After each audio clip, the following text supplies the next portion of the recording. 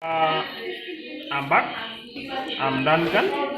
Our last video we talked about fan, how to remove fan and mount it back.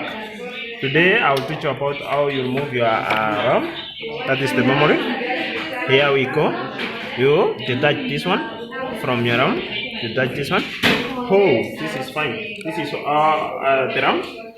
And I will teach you to mount it back. Okay, carefully. You place it back slowly. Slowly.